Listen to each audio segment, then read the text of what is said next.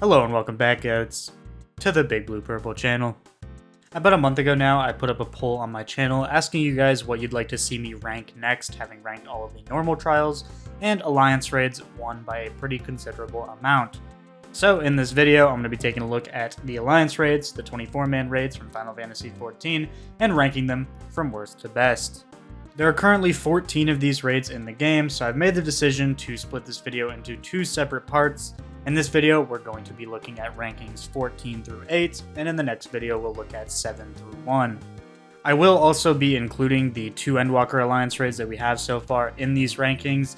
Even though we don't have the final raid yet, I still think it's worth talking about the 2 we do have because they're honestly really great and I'm excited to talk about them when we get there. Otherwise, without further ado, let's kick off this ranking with the number 14 spot.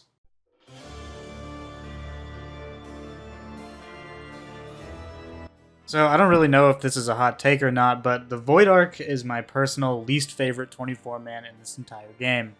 I think the primary reason for this is just how forgettable this 24-man is to me. None of the bosses really stick out, and the only thing I can really say about it that I love is the aesthetic. The first boss is this big flying mantis-looking thing, and to be honest with you, I don't really even know what this boss does because it doesn't really do a whole lot.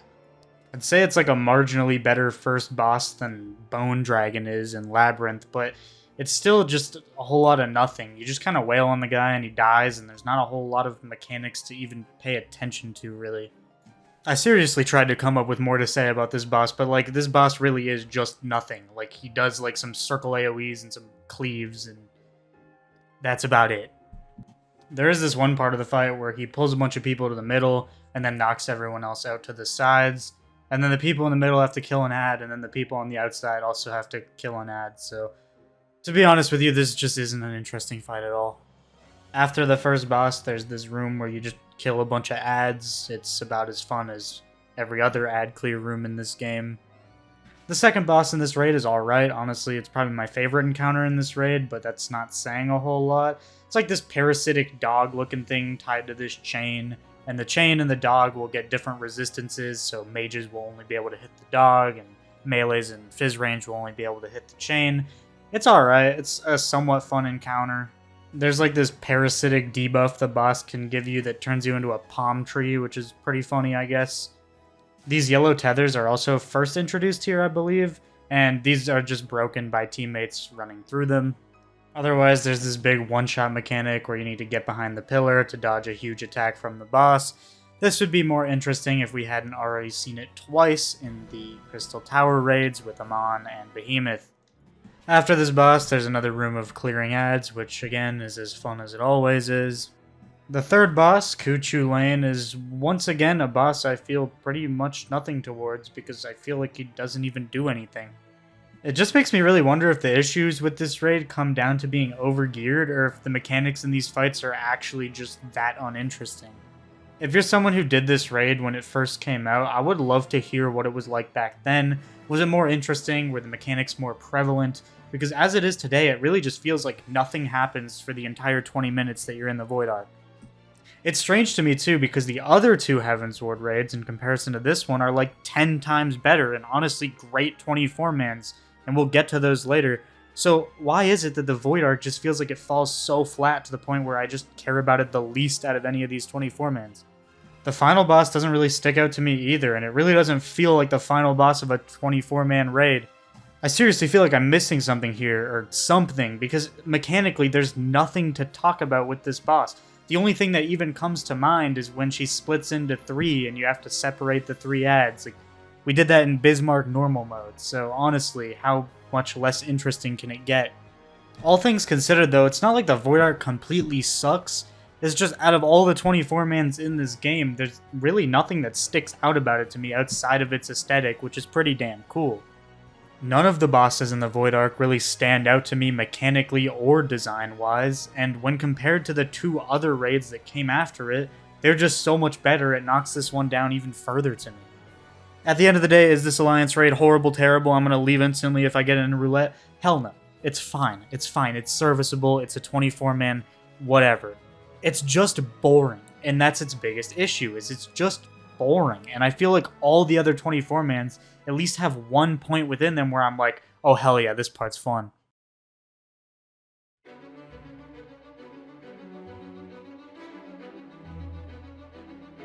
World of Darkness is coming in at the number 13 spot on this list, and I will say, in comparison to Void Ark, this raid is far more memorable and once again, aesthetically, very pleasing. The music also, man, the fucking music is fantastic as you're going through this raid.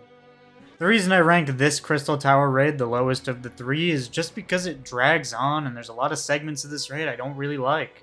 Starting off with the very first little ads encounter here.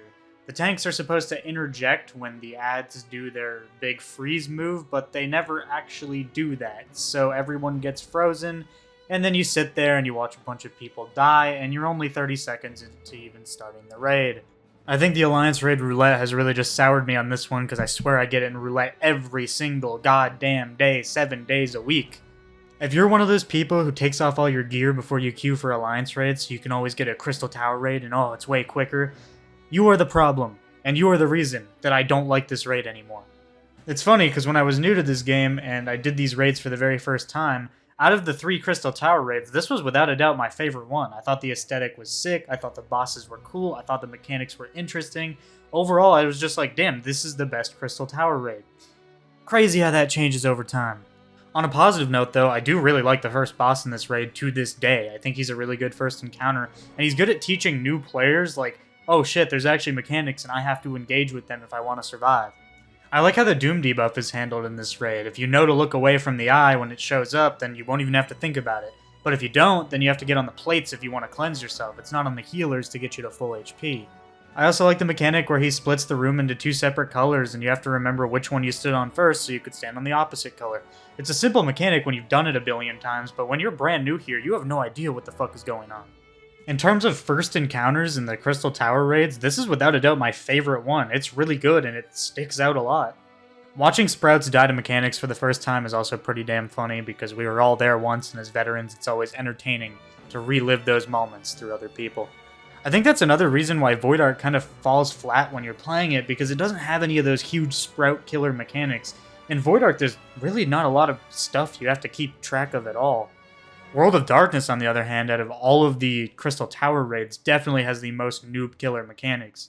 I also really just like these blue bridges you walk across on this raid over like this open void. There's something that's really cool about this, and the first time I ever did it, I just thought it was really fucking sick, so I thought I'd bring it up. Skipping over the ads phase between bosses, we arrive at the 5-headed dragon, which to me has a Void Ark boss syndrome, as I'm going to call it, which means I just don't even know what this boss does. He just kind of dies. The only thing you even need to know for this boss is when his heads become targetable, you need to destroy them. Otherwise, I think it's a party wipe if he casts Discordance. I've never seen it cast before, so I don't know for sure. But I'm gonna assume if you let him do this big ultimate attack, it probably kills everyone. Otherwise, there's really nothing to say about the 5-headed dragon, so let's move on.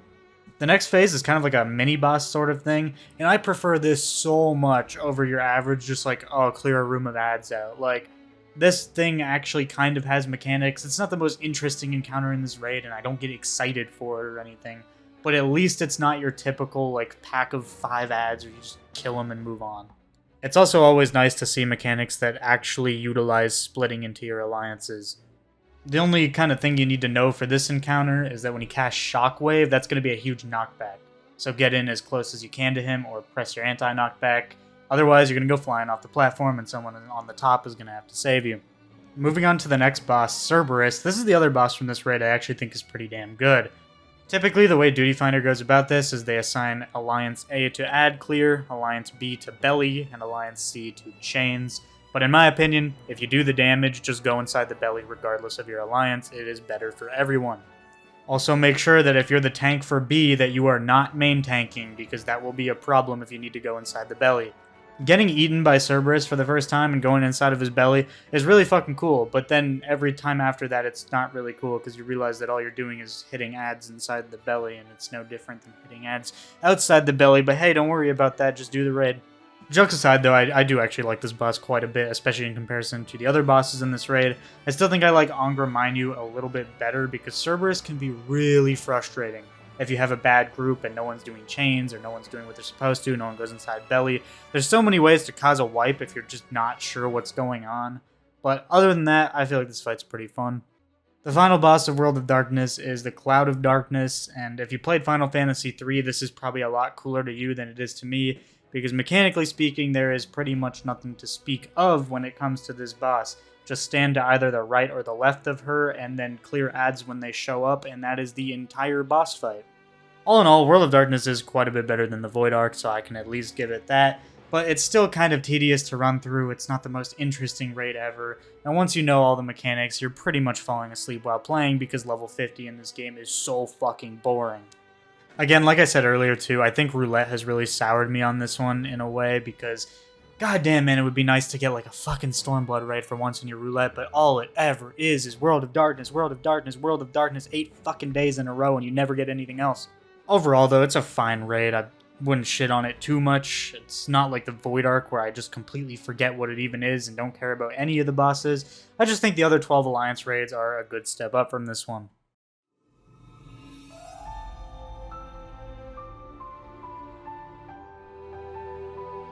So coming in at number 12 on my list, I have Syrcus Tower. Now I want to make it very clear that from this point forward, I like every single Alliance raid that we're about to talk about. So, in contrast to Void Ark and World of Darkness, which I honestly do not like getting in Roulette, they're my two least favorite, everything from this point onwards I do not mind at all, and I think it can be fun. Starting off with the worst part of Syrcus Tower, in my opinion, it's the ads rooms. The ads rooms in Syrcus Tower are incredibly boring. All of them are exactly the same. You just kill a bunch of ads. There's no special mechanics, nothing unique going on. They really are just like no better than your average dungeon ad pulls. Partnered with the fact that you're stuck using your level 50 rotation, these rooms are just such a slog and super boring. That being said, the greatest advantage of Syrcus Tower to the other raids in this game is how short it is. Syrcus Tower is so much shorter than the other Alliance raids, it's almost kind of insane. To give you some perspective, Syrcus Tower, my recording for Syrcus Tower, came in at around 14 minutes. The next shortest Alliance raid was Labyrinth of the Ancients, coming in at 19 minutes. After that, everything is 20 minutes and beyond, ranging to the Nier raids getting up to 45 minutes on some of them. While I don't think making the raid long necessarily makes it bad, it's just kind of nice to have at least one Alliance raid in this game that goes by super quick. The problem with this is it promotes a bunch of idiots who take off all their gear so they only get these raids in Roulette. And honestly, this plays a major role in why these 3 Crystal Tower raids are going to end up ranking so low on my list. It's just that I'm so tired of doing them by now, and if you run your roulettes on a daily or near daily basis, you'll just be doing these raids every single fucking day, regardless of if you're level 80. You're not going to see the Nier raids, you're not going to see the Stormblood raids, you're going to see World of Darkness, Syrcus Tower, and Labyrinth of the Ancients. Queuing into Alliance raids is level 90, doesn't fucking matter, you're still going to get Syrcus Tower and Labyrinth of the Ancients. All of that aside, though, the first boss of this raid, Scylla, is a pretty good one. I like the orbs mechanics. It's particularly fun watching people with the fire orbs run around aimlessly in circles, having no idea they're supposed to free the frozen people. That is a honestly hilarious experience until you're the one who's frozen and they're running around aimlessly, of course. Now, the second boss is kind of a weird one because he looks like mechanically he is interesting. The problem is, you don't have to do any of the mechanics, because I guess we're just too overpowered now to the point where we absolutely destroy this boss before he can even do like anything at all. I seriously do wonder what this fight is like if you actually get to do the mechanics, because they look pretty cool. There's like a bunch of platforms around the arena that I think you can teleport to or something and do some sort of mechanic over there, but I have no idea how any of that shit works because I've never had to do it in my entire 2 years of playing this game. Amon is the third boss in the raid, and my personal favorite of the 4. This fight feels very chaotic and fast-paced, even though technically the mechanics aren't super important and you can kind of ignore most of them. The only big one is Curtain Call, where you need to get behind the rocks so you don't get one-shot. Otherwise, some ads spawn, you can shrink the ads if you have the purple orb following you, and some stuff of that line. People also get turned into like frogs at one point. I don't really know what the frogs do. I feel like this is the big problem with Syrcus Tower and why I rank it lower than the next raid. It's just that the mechanics, like, don't really matter that much in Syrcus Tower. You can kind of ignore everything that's happening because nothing does any damage, you do a shit ton of damage, and there's really no threat of dying outside of one-shot kill mechanics. The final boss of Syrcus Tower, Zandy, is alright, I guess. Like, he's fine. My biggest issue with this fight is that the meteor phase happens twice, and the meteor phase is one of the most boring ads phases in this entire game, because the ads don't even fight back, they don't move around, they are stationary meteors that you destroy, while no other mechanics are happening. This meteor phase could have so easily been made interesting if you just gave us a mechanic to deal with at the same time as destroying the meteors. That's all that needed to happen, but there are no mechanics to speak of, you run in a circle and you hit meteors, that's it. I do enjoy the kind of like stack marker damage phase you get against this guy, where after you destroy all the meteors, he'll put a stack on the 3 alliances, and you'll just need to stand on the levitating platforms to avoid his giant smash attack, which is a one-shot kill. Again, one-shot kill mechanics are usually the most entertaining parts of these raids because you get to watch Sprouts die to them and it's funny. All in all, Syrcus Tower is nice for how short it is, and being that it's the only alliance raid in this game that I would call like actually short, that's nice, but the final boss is a little underwhelming, and the ads phases are incredibly boring, which are my 2 major detractors from this one.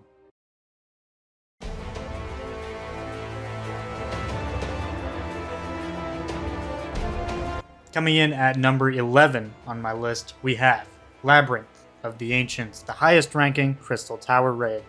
The reason I have Labyrinth at the top of the 3 Crystal Tower raids is because it's such an amazing introduction to 24-man raiding as a whole. For the first attempt at a whole 24-man thing like this, they did an absolutely phenomenal job, and even though level 50 rotations are boring and a lot of the mechanics are ignored or skipped, this one still feels a little bit more mechanically interesting than the other 2 in my opinion. Right off the bat here, this introduction, like ads run up before the first boss, is way better than any of the other ads phases in the other Crystal Tower raids, purely by nature of actually introducing another mechanic while you're fighting these ads. There's poison on the floor that's going to show up, and you need to stay on the green plates to avoid it.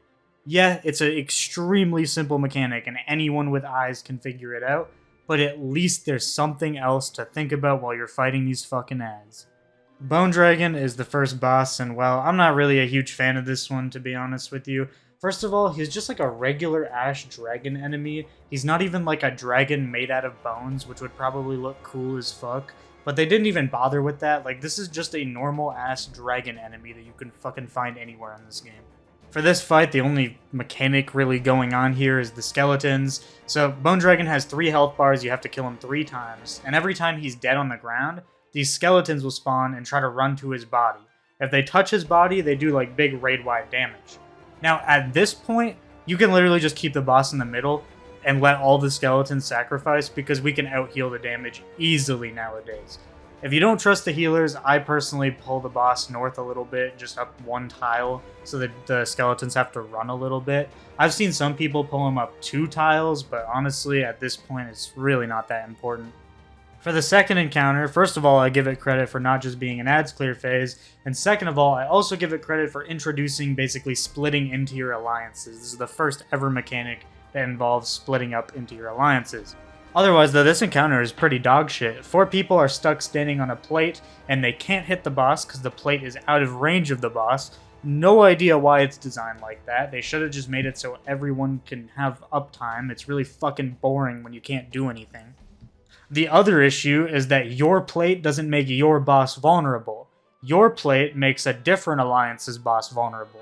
So if someone from a different alliance isn't standing on their plate, then you don't get to hit your boss because he's invulnerable. If you're tanking this one, be sure to pull the ads backwards a bit so that the ranged people can hit them. Just give those poor souls something to do in this encounter. The second boss, Thanatos, kinda sucks. The main issue with this one is that only Alliance A gets to hit the boss. So basically you have to have a buff to damage him, as you probably already know. And Alliance A gets it first, then B, then C. But because we do so much damage now, Alliance A usually kills the boss before B even gets a turn, and B will definitely kill the boss before C gets a turn. I have never seen C actually get a turn on this fight. If you're not hitting the boss, all you get to do is, you guessed it, kill ads. This next encounter I actually like a decent bit. You split up into your 3 alliances and you each take one of these enemies. They're kind of like a mini boss rather than like your typical ad. And then there's going to be bombs that spawn and you need to kill the bombs before they reach the middle. If too many bombs reach the middle, then that's bad and people die, I think, or something. I've never actually seen it happen. Again, technically it's just an ad clear room, but because there's a little bit more going on with the 3 ads needing to be separate and the bombs going towards the middle being a looming threat, at least there's stuff to think about other than just turn my brain off and mash 1 and 2 because this is level 50 content. Now, Behemoth is one of my favorite bosses in the whole Crystal Tower series because, I mean, it's fucking Behemoth, come on. But the most fun thing about this fight in particular is, of course, Ecliptic Meteor. Basically, if you don't get behind one of the rocks before Ecliptic Meteor goes off, you're fucking dead.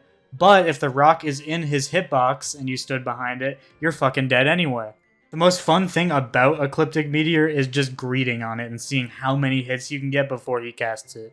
If you're a ranged DPS, it's probably not as fun for you. There's also like lightning on the floor and shit in this fight, which probably would have been a relevant mechanic 15 years ago, but right now it isn't, so yeah. Now, Phlegathon is a classic final boss for a 24-man, alright? Ancient Flare is the greed mechanic. If you're not greeting on Ancient Flare, what are you doing?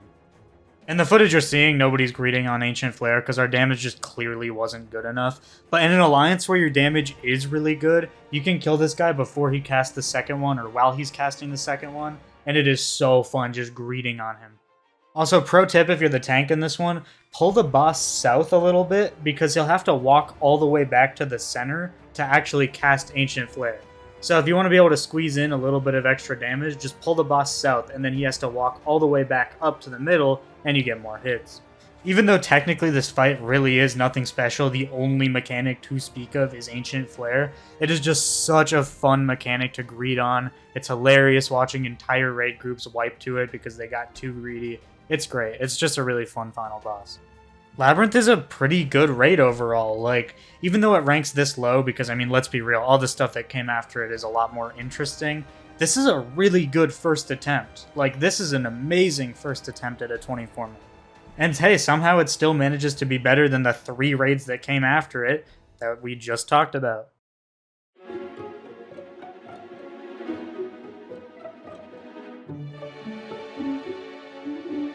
Kicking off the top 10 Alliance raids in Final Fantasy XIV, we have none other than the Weeping City of Mhach. And now every raid from this point onwards is a really good fucking raid in my opinion. Like, I thoroughly enjoy everything past this point. I know I said that I enjoyed some of the Crystal Tower raids a little bit, but Roulette has really soured my opinion on those ones, and just having to play level 50 in this game in 2023 is like actually a fucking torture method, I swear to God. The first boss in Mhach is this big ol' spider, Arachne Eve. This is a pretty solid first encounter. I don't think it's super standout or anything, but it's definitely not bad either. I like the part where you get launched up onto that big web, and then you gotta make a hole in the web with the ad, and then you can jump down and free everyone. It's just a cool little fucking boss. It's not super, like, mechanically complex or anything, but there's enough going on to where I don't feel bored fighting it. Skipping over some boring-ass ad clear and getting to the next boss, Forgal. This is one of my favorite bosses in this Alliance raid. The main gimmick of this fight is called Mega Death. That's his one-shot mechanic. To avoid being one-shot, you need to stand in the green puddles to become a zombie, and then when you're a zombie, you can't get one-shot by it. Incredibly simple once you've learned it the first time, but it's still very fun to watch people just get absolutely destroyed by this mechanic. I'm also pretty sure this is the first time you see these little triangle markers. This just means stack with someone else with the marker. If you don't stack, you get turned into a frog, which is pretty funny. Yeah, this is a pretty good second boss. Like, I like the one-shot mechanic. It's nice that instead of standing behind a rock, you actually have to get a debuff to stop yourself from getting one shot. Changes it up a little bit. It's not crazy complicated, but at least it's different. This next encounter is pretty solid. I'm just glad it's not an ads phase. Basically, this big face thing is going to do an ultimate attack, and then all the alliances will have to stand in their glowing button, and it'll put up a big force field you can stand in, but usually you kill this guy really fast anyway. The next boss, Ozma, is without a doubt my favorite part of this entire raid. Visually, he looks cool as fuck, the arena looks stunning, and it's just a really fun fight too. The main gimmick with this boss is that he can change shapes, and depending on which shape he's in, he'll do different things. When he turns into a square, for instance, he'll do a big donut AoE around the outside of the arena.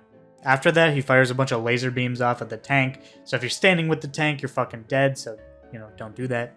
About halfway through the fight, he does this really cool black hole animation and sucks everyone inside of him. While inside Ozma, this is basically just a huge spit in the face on Labyrinth of the Ancients, because this is a much better version of the plate encounter from there. Only one person needs to be on the plate, and guess what? The ranged DPS can shoot at the boss even while they're standing on the plate. Isn't that wonderful? And this isn't even its own encounter, it's just a fucking intermission phase in the middle of Ozma. But yeah, this is probably my favorite boss out of all the Heavensward Alliance raid bosses. This one's just so visually interesting and unique, and it stands out from the rest of the game significantly in my opinion. The final boss coming off Ozma is not quite as interesting because, Ozma is a lot to live up to, but it's still a really solid final boss and mechanically is quite fun. Something nice about this fight is how the tells for her attacks aren't your typical, big orange AoE on the ground that says, hey, don't stand in me. Instead, you actually have to look at what the boss is doing, and then you can see where the safe spot's going to be. The orange shit on the ground will still appear, but it'll appear so late that if you're standing in it, you're definitely getting hit. Thankfully, this is something that they continue to do in every Alliance raid after this one. They have more confidence in the player's ability to actually look at the boss and use their eyes, which is fantastic. Overall, the Weeping City of Mhach is a really, really solid raid, and it's kind of sad that I have to put it at number 10, but it also goes to show how much better they got at making Alliance raids over the years, because goddamn, some of the newer ones are just so fantastic.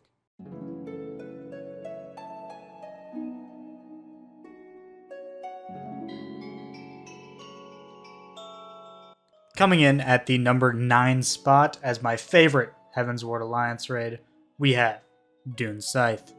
Dune Scaith? I don't fucking know, man. Anyway, this is an awesome raid, and this is one of my favorites to get in roulette personally, because it's always chaotic as hell. Now, if you've watched my trial rankings for the normal trials in 14, you may recall that I love watching people go flying off the map, and that's why a lot of the trials where you can fall off the stage are some of my favorites. The Death Gaze Hollow is the penultimate example of a boss that will send you flying to your doom if you don't know how this fight works. You see, the boss will put down these ice crystals, which are proximity AoEs, and you need to get right in front of them so the boss knocks you back into the ice that he spawns.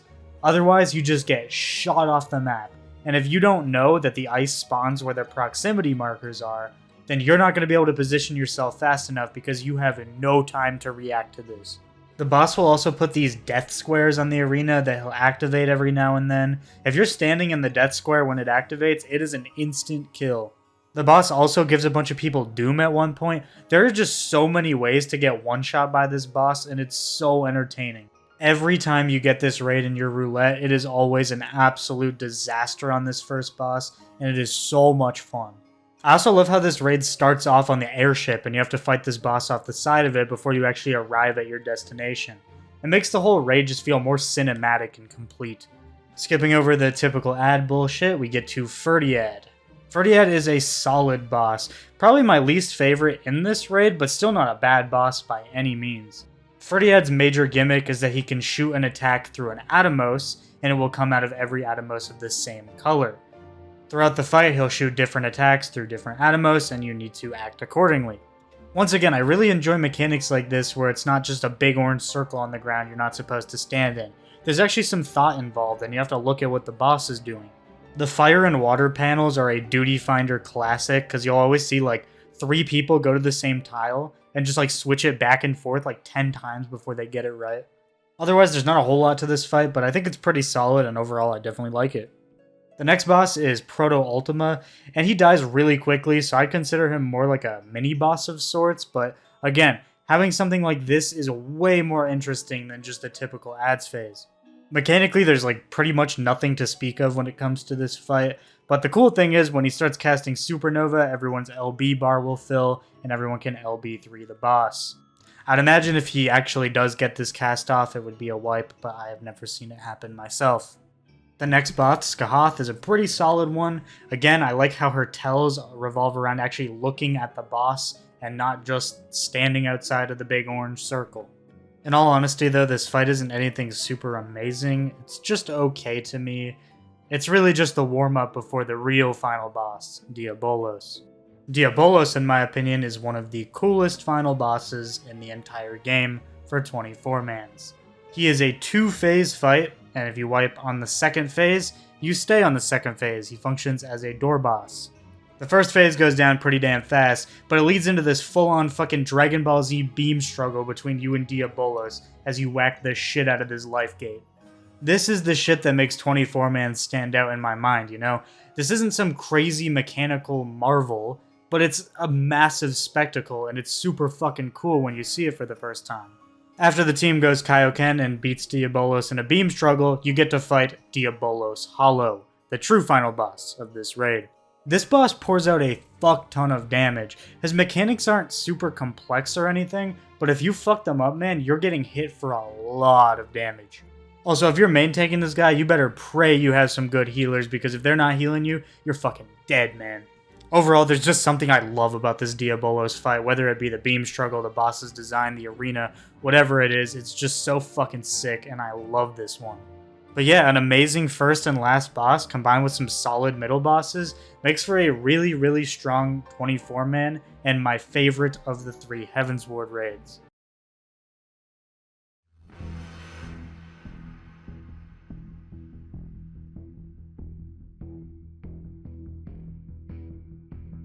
Coming in at number 8 for the Alliance raid ranking, we have the Copied Factory.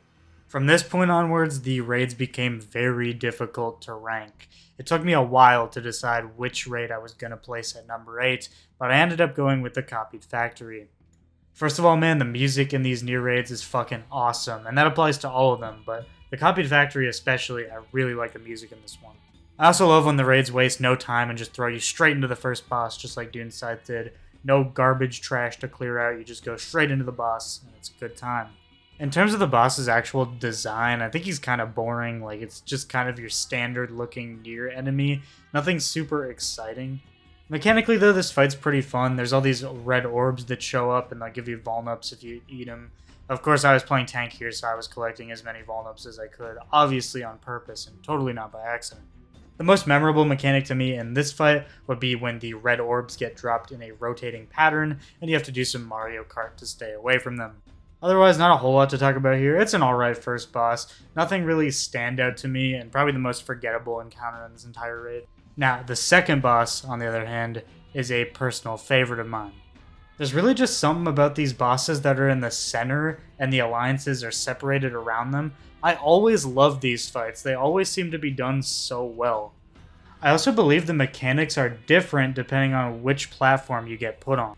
This fight isn't something crazy special mechanically, but all the mechanics that do happen are fun to deal with and pretty intuitive as well. If you're tanking this one, it's so much fun to pop all your mitigation and just grab all 5 of these tethers and tank all of them. I don't know if that's what you're supposed to do, if you're supposed to like spread them throughout the team, but every time I tank this one, I just grab all 5 of them. There's also some flamethrower stuff going on where you gotta look at the flamethrowers and then find the safe spots so you don't get hit. Overall, there's just something really fun about this fight. Even though it's not super complicated or anything, I always love this one, and it's my favorite boss in this whole raid. After that, there's this little tank mini-boss section, which, once again, way better than your typical ads bullshit. I love how this started kind of becoming the norm, where after the second boss, there's always like a mini-boss, as opposed to just a bunch of ads. The third boss is Engels, and this guy is fucking sick. The only issue I have with this boss is how long it is. When I was looking at the footage for this Engels kill took us 10 minutes. If you added 4 more minutes onto that, that would be an entire Syrcus Tower run. So yeah, Engels is only 4 minutes shorter than the entirety of Syrcus Tower. That being said, this boss doesn't actually feel like it drags on too bad, it just feels a little bit long. I like the mechanics in this one because, again, as opposed to just there being giant red lines on the ground, you have to pay attention to what the boss is doing, and that's pretty easy to do given the fact that this boss is fucking massive. This moment where Engels destroys the platform you're standing on and hurls you over to the other platform is absolutely sick, and this is the like spectacle kind of shit that I look for in Alliance raids. When you're designing such a long raid, it's super important to have moments like this because this is what makes the raid stand out in people's mind. It's not just a 40-minute slogfest of multiple bosses, there's these crazy exciting moments on the way. Also, after you defeat Engels, you climb up the side of his body to get to the next section of the raid, which is fucking badass. I also didn't mention it earlier, but these little pod flying sections are so cool the first time you come in here. If there's one thing that the Nier raids in this game absolutely nail, it's that huge spectacle and excitement factor that first time you go through them. Now, the final boss of the Copied Factory is unfortunately its weakest point in my opinion. There's a lot of mechanics this boss will do where he goes untargetable, and the only thing you have to dodge is a bunch of straight line AoEs. If I can't have uptime while a mechanic is going on, I'd much prefer that mechanic be at least somewhat difficult if I can't do anything else while it's happening. The actual active phases of the fight where you get to hit the boss are pretty fun, and mechanically it's interesting enough, but there's so many times where the boss goes untargetable for line AoEs and then for an ad phase, and then again for more line AoEs. It just feels like you spend so much time in this boss fight not fighting this boss. The Copied Factory is a fantastic first Nier raid though, and I absolutely love it. I just love the other two a little bit more, which we'll talk about in the next video. That being said though, this is going to have to conclude the first part of my Alliance Raid ranking series. This video is already way too long because it is way too easy for me to sit here and ramble about these raids. Anyways, thanks for tuning into this video and making it all the way to the end. If you did, I know this video was an absolute monster in length. Remember to drop a like, but only if you did, and subscribe to the BigBluePurple channel if you're not already, and so you don't miss part 2. Expect about a week between this video and part 2, but I will try to get it out a bit sooner than that if I can. Anyways, feel free to drop your rankings in the comments below on which of the Alliance raids are your favorite. I would love to know. Now go run your Alliance raid roulette, which we actually know is just Crystal Tower roulette.